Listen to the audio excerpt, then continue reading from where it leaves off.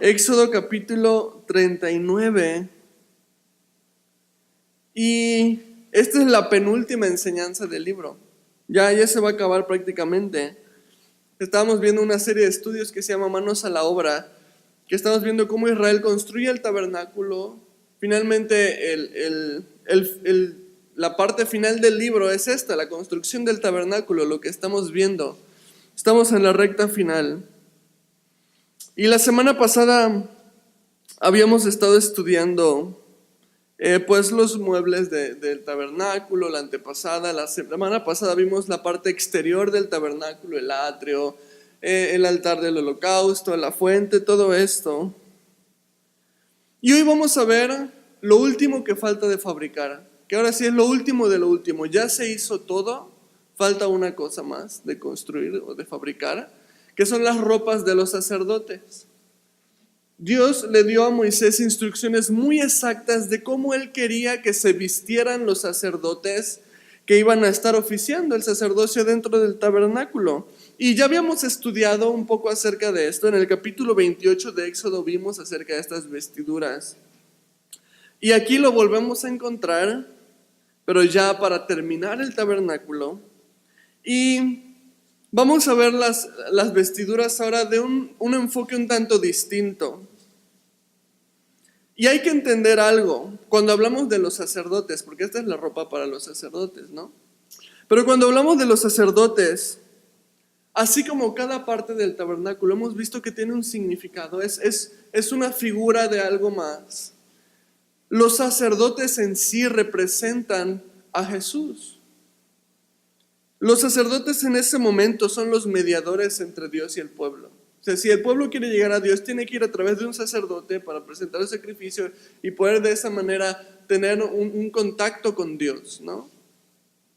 Y Jesucristo, dice el libro de Hebreos, que es nuestro gran sumo sacerdote. Ahora sí, el sacerdote de sacerdotes, el mero mero.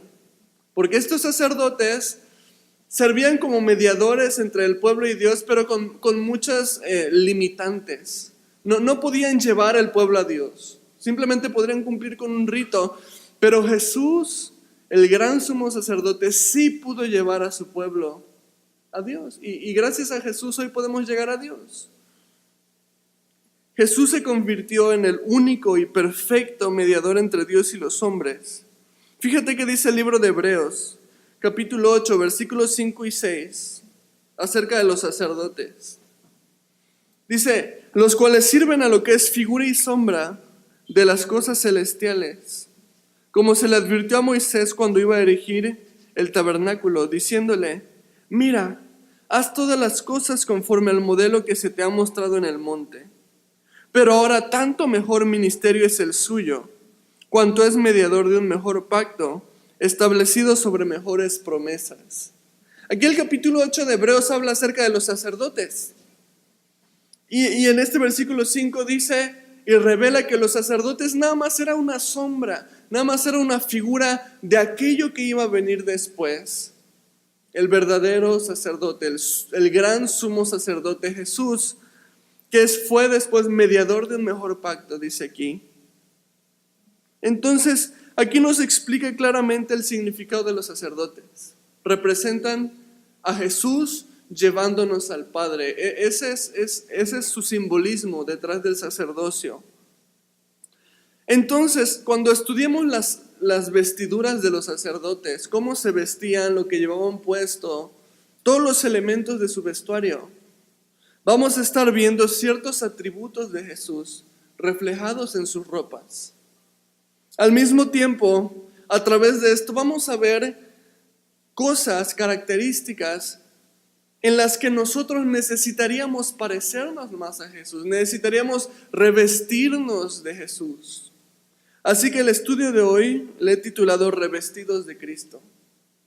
Precisamente por esto, porque estos sacerdotes están representando algo con su vestimenta, pero al mismo tiempo nosotros deberíamos de buscar esos mismos atributos que vimos en Jesús. No vamos a poner puntos en el estudio, vamos a ir de lleno al texto y vamos a ir viendo verso a verso aspectos que reflejan el carácter de Jesús aquí en esto y cosas que podemos aplicar en nuestra vida diaria. Así que vamos a empezar en los versículos 1 al 7. Si ya estás ahí, en Éxodo 39, versículos 1 al 7, dice: del azul, púrpura y carmesí hicieron las vestiduras del ministerio para ministrar en el santuario. Y asimismo hicieron las vestiduras sagradas para Aarón, como Jehová lo había mandado a Moisés. Hizo también el efod de oro, de azul, púrpura, carmesí y lino torcido. Y batieron láminas de oro y cortaron hilos para tejerlos entre el azul, la púrpura, el carmesí y el lino con labor primorosa. Hicieron las sombreras para que se juntasen y se unían en sus dos extremos. Y el cinto del efod que estaba sobre él era de lo mismo, de igual labor, de oro, azul, púrpura, carmesí y lino torcido, como Jehová lo había mandado a Moisés. Y labraron las piedras de ónice montadas en engastes de oro, con grabaduras de sello con los nombres de los hijos de Israel. Y las puso sobre las sombreras del efod, por piedras memoriales para los hijos de Israel, como Jehová lo había mandado a Moisés. Esto que acabamos de leer es la primera parte que se describe de las vestiduras de los sacerdotes, y esta parte se llama efod. Tenemos una imagen de las ropas sacerdotales en la pantalla. Vamos a estar regresando constantemente a esta imagen que vemos en la pantalla. Y el efod está ahí señalado en la imagen. Es esa tela que tiene varios colores. Era una especie como de mandil. Si lo vemos en una manera actual, es como un mandil que se ponía encima sobre el manto. Y estaba bordado de diferentes colores, de color azul, de púrpura, de carmesí, pero también tenía hilos de oro entretejidos. Entonces era una prenda muy esplendorosa, este efod, muy brillante por el oro que tenía entretejido, muy bien elaborada y muy preciosa para ellos. Y si te fijas en la parte de los hombros, tiene una piedra en cada hombro. Estas piedras, dice la Escritura, que son piedras memoriales. ¿Qué significa eso? Que existen ahí para recordarnos algo. ¿Y qué tienen que recordarnos esas dos piedras? Bueno, en esas dos piedras, de un lado, hay 6 nombres de las tribus de Israel y del otro lado otros 6 nombres de las tribus de Israel. Entonces esto era un simbolismo para el sacerdote de que él cargaba con las tribus en sus hombros. Es decir, es una señal de servicio para el pueblo. Y cada vez que el sacerdote ve esas piedras, recuerda que le está sirviendo o que está llevando sobre sus hombros a las tribus de Israel. Era un recordatorio de decir: tú existes para servirle al pueblo. Era un recordatorio. Y por supuesto que vemos reflejado a Jesucristo en esto. Y me recuerda un versículo de Isaías 53, versículo 4, que dice, lo puedes ver en la pantalla, dice: ciertamente llevó Él nuestras enfermedades y sufrió nuestros dolores, y nosotros le tuvimos por azotado, por herido de Dios y abatido. Pues esto me habla de cómo Jesús llevó sobre sus hombros nuestras cargas, ¿te das cuenta? Así como el sacerdote llevaba en sus hombros estas piedras con los nombres de las tribus, Jesús llevó sobre sus hombros la humanidad para servirnos. Acuérdate que el hecho de que estén en los hombros es una señal de servidumbre. Entonces vemos a Jesús que llevó en sus hombros nuestras cargas para servirnos a nosotros, para servir a la humanidad, para salvarnos. Dice Filipenses capítulo 2 versículo 7, sino que se despojó a sí mismo, tomando forma de siervo, hecho semejante a los hombres. Jesús tomó forma de siervo y Él vivió y murió sirviendo a la humanidad, sirviéndonos a nosotros. Y vemos reflejado entonces a Jesús en estas vestiduras, representando lo que Jesús iba a hacer, lo que Jesús iba a llevar sobre sus hombros, ese servicio a la humanidad. Y al mismo tiempo, esto tiene que mover algo en nosotros, ¿no? Porque entonces creo que es algo que deberíamos revestirnos del servicio, el mismo servicio que Jesús dio a la humanidad. Nosotros deberíamos tratar, deberíamos revestirnos de servicio. Si Cristo murió sirviéndonos, entonces nosotros podemos vivir para servirlo. Y obviamente cuando hablamos de servir a Dios, hablamos de servir a las personas que están hechas a la imagen de Dios. Servir a mi prójimo, en donde sea que yo esté. Gálatas capítulo 5, versículo 13 dice: porque vosotros, hermanos, a libertad fuisteis llamados, solamente que no uséis la libertad como ocasión para la carne, sino servíos por amor los unos a los otros. Entonces vemos esa exhortación en la Biblia, dice: sírvanse unos a otros, ayúdense unos a otros. Con todo esto el mensaje es claro. Jesús nos sirvió, sirvamos ahora nosotros a otras personas. Sirve en tu familia, sirve en tu casa, y es donde debería empezar el servicio, ¿no? Si estás casado, sirve a tu pareja. Si eres hijo, sirve a tus padres. Llévale las pantuflas en la noche, no sé. Yo me acuerdo cuando mi abuelito llegaba a la casa.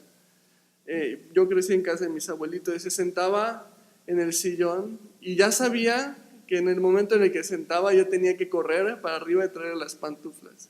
Se quitaba los zapatos, le ponía las pantuflas y me echaba sobre su barriga. En ese momento estaba muy panzón mi abuelito, ahorita en flaco, ya está más viejito. Y nos echábamos ahí a ver tele. Pero era algo padre, era un momento en el que yo sabía que le podía servir y podemos tener un tiempo de compañerismo. En tu trabajo, sirve a tus compañeros de trabajo, o en tu escuela, a tus amigos. Tenemos que estarnos revistiendo de Cristo, todo lo que Cristo es, todo lo que Cristo nos demostró. Jesús dijo: ejemplo les he dado para que como yo los hice, ustedes también lo hagan ahora. Sigamos su ejemplo entonces. Entonces vamos a estar representando a Jesús de una manera que Él se merece. Versículos 8 al 21. Hizo también el pectoral de obra primorosa, como la obra del efod, de oro, azul, púrpura, carmesí y lino torcido. Era cuadrado, doble hicieron el pectoral, su longitud era de un palmo, y de un palmo su anchura, cuando era doblado. Y engastaron en él 4 hileras de piedras. La primera hilera era un sardio, un topacio y un carbunclo. Esta era la primera hilera. La segunda hilera, una esmeralda, un zafiro y un diamante. La tercera hilera, un jacinto, una ágata y una amatista. Y la cuarta hilera, un berilio, un ónice y un jaspe, todas montadas y encajadas en engastes de oro. Y las piedras eran conforme a los nombres de los hijos de Israel, 12 según los nombres de ellos, como grabaduras de sello, cada una con su nombre según las 12 tribus. Hicieron también sobre el pectoral los cordones de forma de trenza de oro puro. Hicieron asimismo 2 engastes y 2 anillos de oro, y pusieron 2 anillos de oro en los 2 extremos del pectoral. Y fijaron los 2 cordones de oro en aquellos 2 anillos a los extremos del pectoral. Fijaron también los otros 2 extremos de los 2 cordones de oro en los 2 engastes que pusieron sobre las sombreras del efod por delante. E hicieron otros 2 anillos de oro que pusieron en los 2 extremos del pectoral, en su orilla, frente a la parte baja del efod. Hicieron además 2 anillos de oro que pusieron en la parte delantera de las 2 sombreras del efod, hacia abajo, cerca de su juntura, sobre el cinto del efod. Y ataron el pectoral por sus anillos a los anillos del efod con cordón de azul, para que estuviese sobre el cinto del mismo efod, y no se separase el pectoral del efod como Jehová lo había mandado a Moisés. Todo esto que acabamos de leer es una simple pieza. Vemos mucho detalle de cómo estaba colgado. Esto es el pectoral. El pectoral del efod. Si podemos ver ahí la imagen del sacerdote otra vez. El pectoral es una placa de oro que iba sobre el efod. Y todo esto que nos describe, que los anillos, que las cuerdas, que todo eso es simplemente cómo estaba sostenido. Si te resumo esa parte, el efod tenía soldados de oro, anillos, y de esos anillos iba un cordón igual de oro que iba amarrado a las sombreras del traje. Entonces, este pectoral tenía unas incrustaciones de piedras preciosas y da la lista ahí de las piedras preciosas que llevaba. En total eran 12 piedras y dice aquí que cada una de esas piedras representaba una tribu de Israel también. Entonces tenemos aquí otra representación muy parecida de la que tenía el efod. El efod lo tenía sobre los hombros, pero el pectoral lo tenía sobre el pecho. Y el recordatorio es el mismo, las tribus de Israel, pero con un significado diferente. Porque en los hombros representa servicio, en el pecho representa el corazón. Entonces estamos hablando de que esto era un recordatorio diario, de que el sacerdote no solamente servía a las tribus de Israel, sino que debía amarlas, debía amar a las personas, debía de amar al pueblo. Él existía para amar al pueblo. Entonces es un recordatorio del amor. Por supuesto, esto refleja a Jesucristo una vez más. Y esto me recuerda a un versículo que está en Juan 13:1. Lo puedes ver en la pantalla. Dice: antes de la fiesta de la Pascua, sabiendo Jesús que su hora había llegado para que pasase de este mundo al Padre, como había amado a los suyos que estaban en el mundo, los amó hasta el fin. Jesús en ese momento en el que estamos leyendo Juan 13, ya está preparado para morir, ya está a algunas horas de que lo crucifiquen. Y entonces dice que llega la fiesta de Pascua y él sabía que ya era su hora, él sabía que en unas horas más iba a terminar la cena con sus discípulos y iba a ir al jardín donde lo iban a arrestar. Él ya lo sabía y tiene una decisión Jesús que tomar, dice aquí. Tiene la decisión de seguir adelante y sufrir por nosotros como el plan, o de echarse para atrás, regresar a su Padre para no padecer y regresar a su lugar en el cielo. ¿Te acuerdas la escena en el jardín de Getsemaní? ¿Qué quería Jesús? Jesús no quería sufrir, estaba orando, le decía: Padre, si puede pasar esta copa, pero no sea mi voluntad. Y este versículo nos revela cuál es su decisión. Su decisión fue amarnos hasta el fin.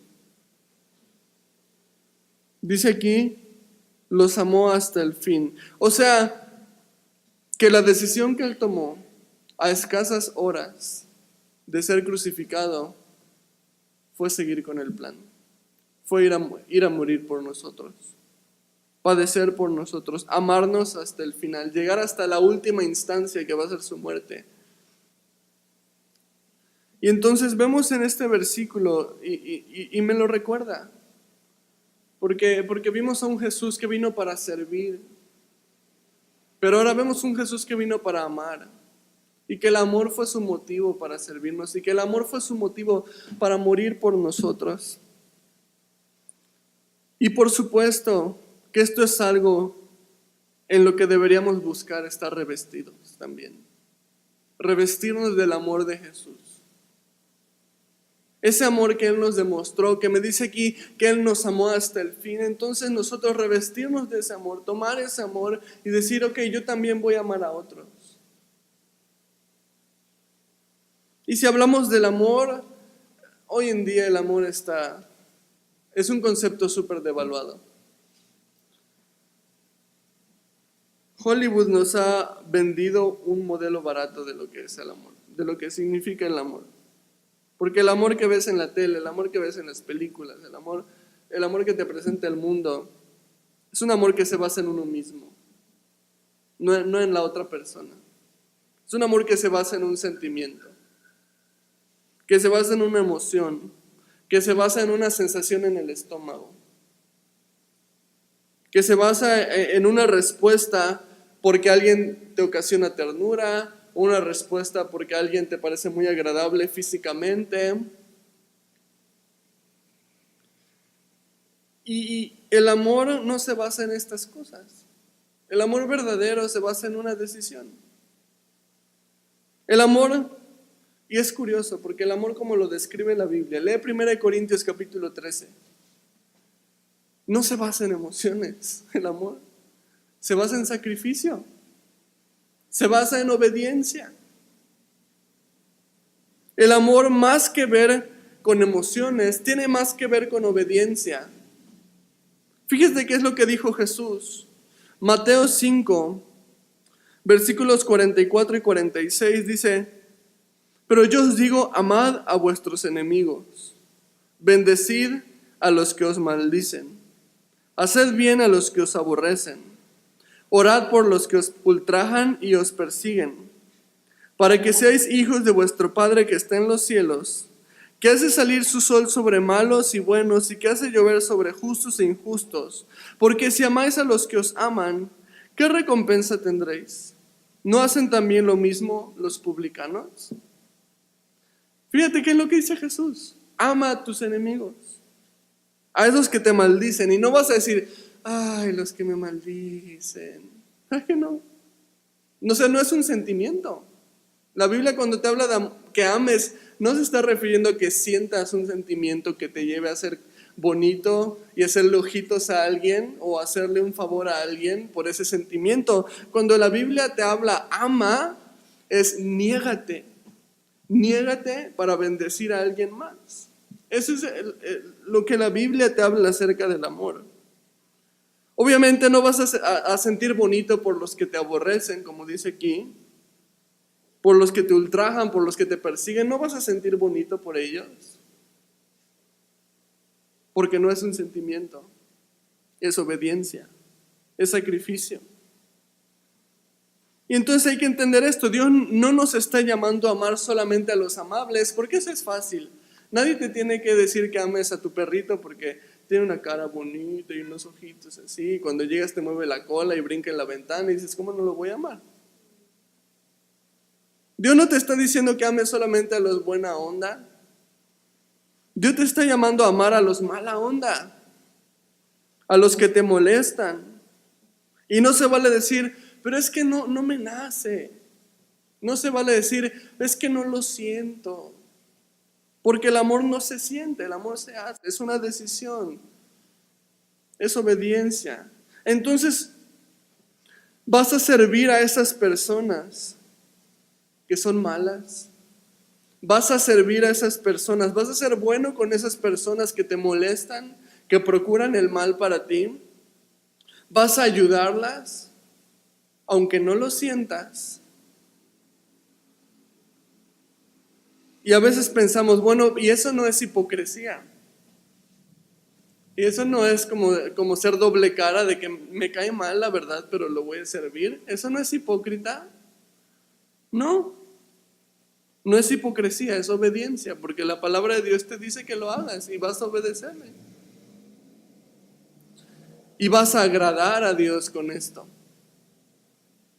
Y cuando hacemos el bien a los que nos hacen el mal, entonces nos revestimos del amor de Cristo, porque ¿qué fue lo que hizo Cristo? Fue eso lo que hizo. Vino a morir por un mundo ingrato que no lo buscaba, que no lo quería, que dice que a los suyos vino y los suyos no le recibieron. Vino por ellos, vino por nosotros, vino por ti y por mí. Dice Romanos 5:8 que Dios muestra su amor para con nosotros en que aún siendo pecadores, Cristo murió por nosotros. O sea, no siendo santos, no siendo buenos, no buscándole, cuando tú y yo estábamos en nuestro peor momento, cuando tú y yo estábamos en un momento en el que ni nos interesaba Dios, Dios ya se había interesado en nosotros. Eso fue exactamente lo que hizo Jesús. Él amó a los mala onda. Y ahí estamos tú y yo. Y revistámonos de esto. Si hacemos esto, entonces vamos a reflejar a Cristo a otras personas. Y vamos a hacer un buen testimonio de Él. Y vamos a agradarle a Él. Versículos 22 al 27. Hizo también el manto del efod de obra de tejedor, todo de azul, con su abertura en medio de él. como el cuello de un coselete, con un borde alrededor de la abertura para que no se rompiese. E hicieron en las orillas del manto granadas de azul, púrpura, carmesí y lino torcido. Hicieron también campanillas de oro puro y pusieron campanillas entre las granadas, en las orillas del manto, alrededor entre las granadas. Una campanilla y una granada, otra campanilla y otra granada alrededor, en las orillas del manto, para ministrar como Jehová lo mandó a Moisés. Igualmente hicieron las túnicas de lino fino de obra de tejedor, para Aarón y para sus hijos. Asimismo, la mitra de lino fino y los adornos de las tiaras de lino fino, los calzoncillos de lino torcido. También el cinto de lino torcido de azul, púrpura y carmesí, de obra de recamador, como Jehová lo mandó a Moisés. Hicieron asimismo la lámina de la diadema santa de oro puro y escribieron en ella como grabado de sello, santidad a Jehová. Y pusieron en ella un cordón de azul para colocarla sobre la mitra para arriba, como Jehová lo había mandado a Moisés. Aquí tenemos varias cosas, pero las junté en una misma porción porque todo esto representa una sola cosa. Y ahorita vamos a ver qué es lo que todo esto representa. Pero vemos primero el manto. Si podemos ver una vez más la imagen del sacerdote. El manto es esa tela azul que está debajo del efod. Y esta tela tenía en la orilla bordadas unas campanitas, no sé si se alcanzan a ver ahí en la orilla de abajo, en el borde, hay unas campanitas como colgando. Estas campanitas tenían la función de monitorear al sacerdote cuando entraba en el lugar santísimo. Tú sabes que no cualquiera entraba en el lugar santísimo. El sumo sacerdote una vez al año podía entrar y los demás se tenían que quedar afuera esperando. Pero ¿qué pasa? Si el sacerdote entraba en el lugar santísimo y había impurezas en el sacerdote, ¿qué le pasaba? Moría, porque en el lugar santísimo está la presencia de Dios y delante de la presencia de Dios no puede haber pecado, no puede haber inmundicia, no puede haber malicia. Entonces, si el sacerdote no se había purificado como lo mandaban los ritos de purificación y entraba, pues se iba a morir, Y entonces ahí entraban las campanitas del traje. Tenían una función. Era una manera de monitorear al sacerdote por medio del sonido de las campanitas y saber si seguía vivo o si de plano ya no, pues entonces llevaba una cuerda amarrada y lo jalaban hacia afuera del velo. Entonces esa era la función, era una manera de monitorear lo que pasaba con el sacerdote por medio del sonido de las campanitas. También vemos debajo del manto, si ves la imagen, lo que la Biblia llama la túnica, que es esa bata blanca que lleva de base. Esta bata era de lino fino, al igual que la ropa interior del sacerdote, también menciona, me da un poco de risa cuando lo leo, pero dice los calzoncillos de lino fino, digo, bueno, pues qué específico. Pero sí, toda la base de la vestidura era lino fino, algo cómodo para el sacerdote. Y vemos también los accesorios de la cabeza, que son dos, menciona dos accesorios. La mitra es esa especie de sombrero como de turbante que lleva en la cabeza. También era de lino fino y tenía unas cintas bordadas de azul, púrpura y carmesí. Y finalmente el otro accesorio de su cabeza es esa placa de oro que lleva en la frente, enfrente de la mitra. Esa placa de oro lleva una inscripción en el oro que dice santidad a Jehová. En la imagen no se alcanza a ver la inscripción, pero eso es lo que decía la mitra aquí en la frente, santidad a Jehová. Y es aquí donde todo esto cobra un sentido. Todas estas partes, cuando hablamos del oro puro, cuando hablamos del lino fino, blanco, resplandeciente, y obviamente la placa en la cabeza habla por sí misma, representa santidad, representa pureza. Las campanitas, como vimos, monitoreaban si el sacerdote se había purificado o no se había purificado. La placa en la frente decía santidad a Jehová. La frase santidad a Jehová significa apartado para Dios. Es decir, ser separado de los demás y consagrado únicamente para Dios. Por supuesto, esto refleja a Jesucristo, esta pureza, esta santidad. Jesús fue un hombre y creemos que fue 100% hombre, al mismo tiempo que seguía siendo 100% Dios. Pero creemos que padeció como hombre. Y a lo que voy con esto es que Él fue tentado como un hombre. ¿Te acuerdas? Cuando estaba en el desierto. Se había pasado 40 días, 40 noches sin comer. ¿Y se le apareció quién? Satanás, ¿no? El diablo. ¿Y qué hizo? Lo tentó, ¿no? Dice que lo estuvo tentando. Pero nunca cedió ante la tentación. Nunca cometió ningún pecado. Fíjate qué es lo que dice el autor de Hebreos con respecto a Jesús. En Hebreos 4:15. Porque no tenemos un sumo sacerdote que no pueda compadecerse de nuestras debilidades, sino uno que fue tentado en todo según nuestra semejanza, pero sin pecado. O sea, Jesús vivió una vida perfecta. Jesús nunca pecó, a pesar de que sí fue tentado, y dice aquí en Hebreos 4:15 que fue tentado en todo. O sea, en toda área que tú puedas pensar, Jesús fue tentado. Como cualquiera de nosotros somos tentados a lo largo de nuestra vida. Pero a pesar de esto nunca pecó. Permaneció puro, permaneció sin mancha, permaneció santo, apartado para su Padre, para Dios. Y sabes, esto me habla algo acerca de nosotros también. No te preocupes, no te voy a decir que tienes que vivir una vida perfecta. Eso no existe. Es imposible. Pero lo que te voy a decir es que sí puedes vivir en pureza. Que sí puedes vivir de una manera santa cuando vives pegado a Dios. Y ojo, pureza o santidad no es sinónimo de perfección, ¿okay? Porque a veces pensamos esto, vivir en santidad, pues ser un santo, ser perfecto, nunca pecar, no es sinónimo.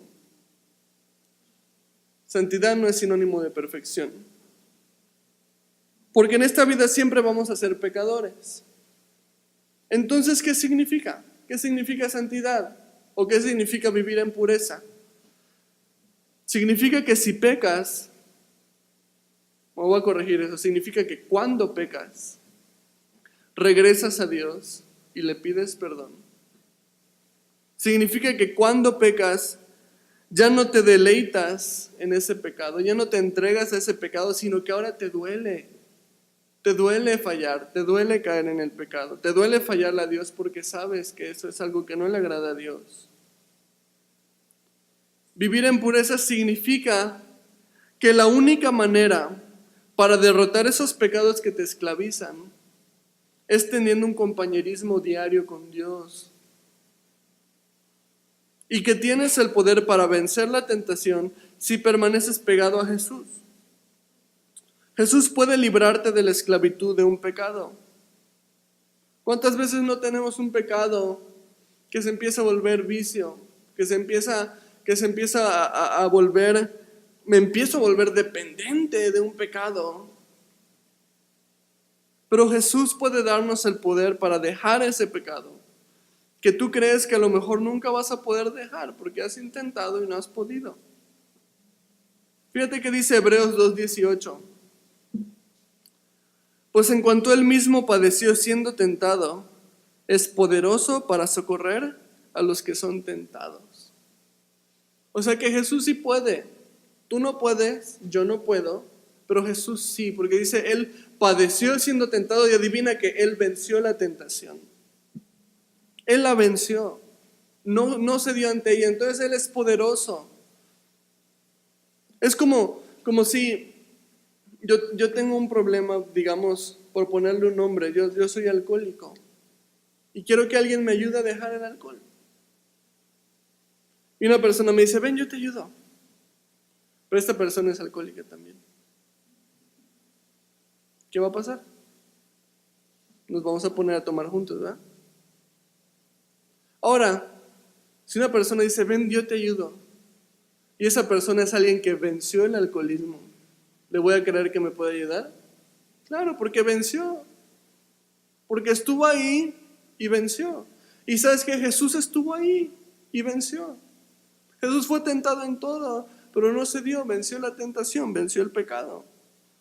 Entonces, si tú te encuentras en una situación en la que te sientes impuro, a lo mejor porque has estado siendo un esclavo de un pecado que no puedes dejar, déjame traerte un poco de esperanza.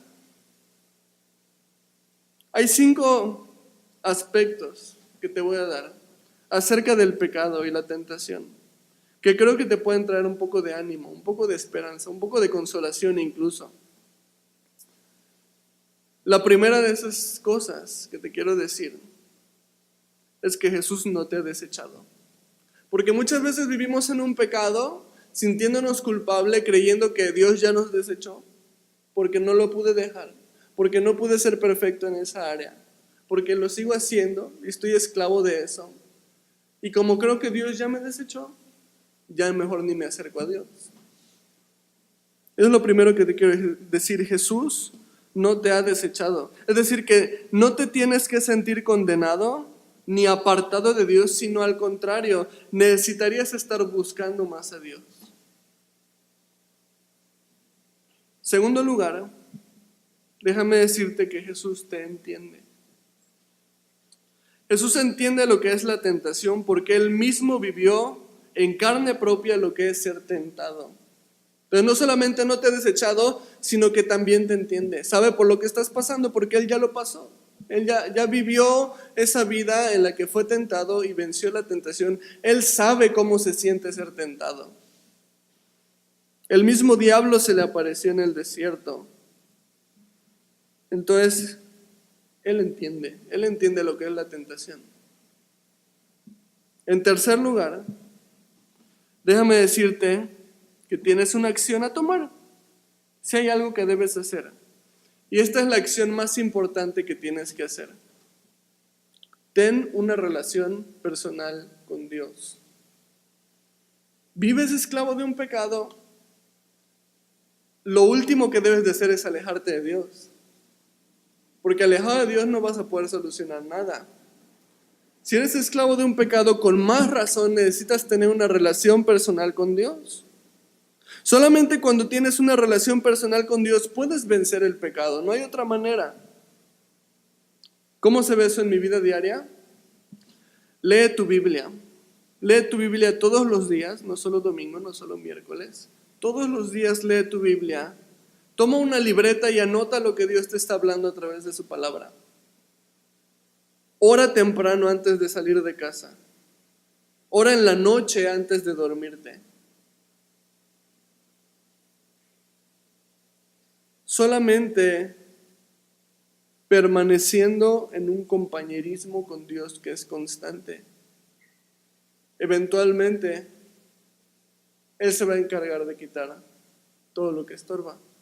Eventualmente Él va a hacer la obra en nosotros.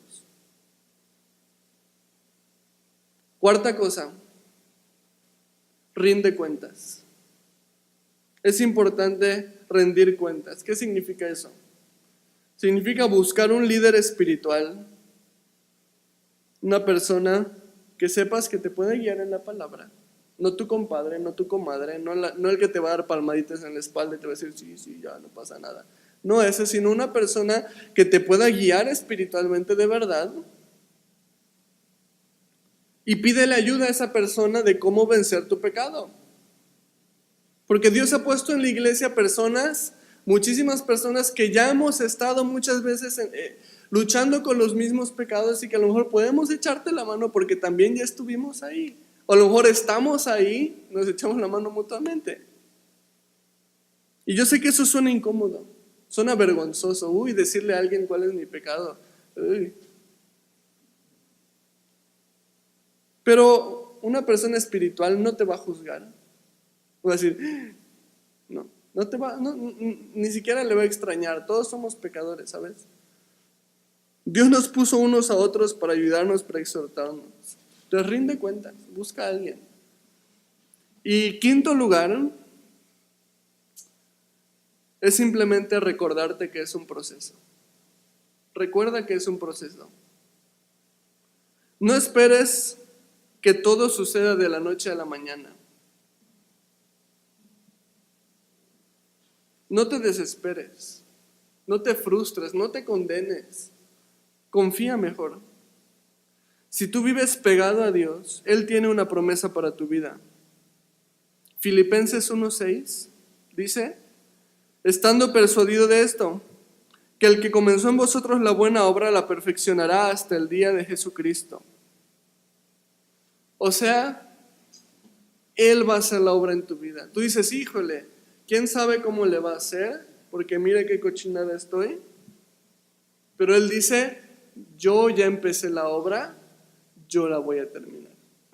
Entonces toma ánimo en esto. Todos somos pecadores, todos fallamos.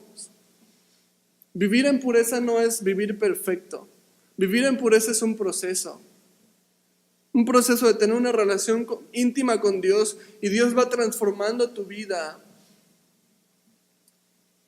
Así que esos son 5 aspectos que te digo, que te pongo acerca del pecado, de la tentación y que espero que te animen, espero que te ayuden a vivir en pureza. Y te los repito, te los recapitulo. Dios no te ha desechado. Jesús te entiende. Ten una relación personal con Dios. Rinde cuentas y acuérdate de que es un proceso. Jesús sabía que nosotros no podíamos ser perfectos. Si Jesús pensara que podemos ser perfectos, entonces no hubiera ido a la cruz. Pero Él sí fue perfecto. Él hizo lo que tú y yo no podemos. Él sí fue perfecto. Él murió en nuestro lugar. Pagó por nuestros pecados. Y hoy en día lo único que nos queda es la decisión de seguirlo, de servirlo, de vivir pegados a Él. Él ya hizo la parte difícil. Nos toca la parte fácil, disfrutar nuestra vida con Dios. Vivir con el Señor, orar, leer nuestra Biblia y dejar que Él sea el que nos transforme. Versículos 32 al 43. Así fue acabada toda la obra del tabernáculo de reunión. E hicieron los hijos de Israel como Jehová lo había mandado a Moisés, así lo hicieron. Y trajeron el tabernáculo a Moisés, el tabernáculo y todos sus utensilios, sus corchetes, sus tablas, sus barras, sus columnas, sus basas, la cubierta de pieles de carnero teñidas de rojo, la cubierta de pieles de tejones, el velo del frente, el arca del testimonio y sus varas, el propiciatorio, la mesa, todos sus vasos, el pan de la proposición, el candelero puro, sus lamparillas, las lamparillas que debían mantenerse en orden y todos sus utensilios, el aceite para el alumbrado, el altar de oro, el aceite de la unción, el incienso aromático, la cortina para la entrada del tabernáculo, el altar de bronce con su enrejado de bronce, sus varas y todos sus utensilios, la fuente y su base, las cortinas del atrio, sus columnas y sus basas, la cortina para la entrada del atrio, sus cuerdas y sus estacas, y todos los utensilios del servicio del tabernáculo de reunión. Las vestiduras del servicio para ministrar en el santuario, las sagradas vestiduras para Aarón el sacerdote y las vestiduras de sus hijos para ministrar en el sacerdocio, en conformidad a todas las cosas que Jehová había mandado a Moisés. Así hicieron los hijos de Israel toda la obra. Y vio Moisés toda la obra, y aquí que la habían hecho como Jehová había mandado, y los bendijo. Todo esto que acabamos de ver es como el inventario de todo lo que acaban de construir. Todo esto que vimos ya lo construyeron. Que si los muebles, que si las bases, que si las tablas, que todo eso. Es como un inventario. Ya terminamos de fabricar todo. Aquí está la lista de todo lo que fabricamos. Es lo que está ahí puesto. Dice aquí que todo fue hecho exactamente como Dios le mandó a Moisés que se hiciera. Y ya está terminado todo. Todo ya está hecho, todo está fabricado. Falta una cosa más y es ensamblarlo todo. Haz de cuenta que ya está todo fabricado por partes. Ahora vamos a armarlo, ¿no? cada cosa en su lugar. Y esto es lo que vamos a ver el último capítulo que toca la siguiente semana, todo lo que es el ensamblaje del tabernáculo. Ya se terminó de fabricar todo, nada más se va a ensamblar. Entonces es lo que nos queda la próxima semana. Cómo todo este inventario que nos dieron acá va a formar parte del tabernáculo. Y pues con eso terminamos el capítulo 39 de Éxodo. Falta un capítulo más, se fue rapidísimo. Pero pues quédate con eso. Como cada parte de la vestidura refleja a Jesús y asimismo es algo que nosotros debemos tratar de alcanzar, de revestirnos de eso. Revístete de Jesús. Y como conclusión simplemente a lo mejor preguntas, bueno, ¿cómo voy a poder revestirme de todo eso? Porque vimos revestirnos de servicio, vimos revestirnos de amor, vimos revestirnos de pureza. Ok, ya sé de qué me debo de revestir, pero ¿cómo lo hago? Y todo se resume a la cosa más sencilla que nos enseñan desde la escuela dominical. Junta tus manitas, cierra los ojos, ora, ten una relación personal con Jesús. Obra en nosotros. Nosotros no podemos tratar de amar a las personas si no tenemos una relación personal con Dios. No podemos servir a las personas de corazón si no tenemos una relación con el Señor. Busca al Señor, búscala en lo secreto. Un amigo siempre decía que la oración en lo secreto es poder en lo público. Búscalo a Él. Vamos a terminar ya en oración.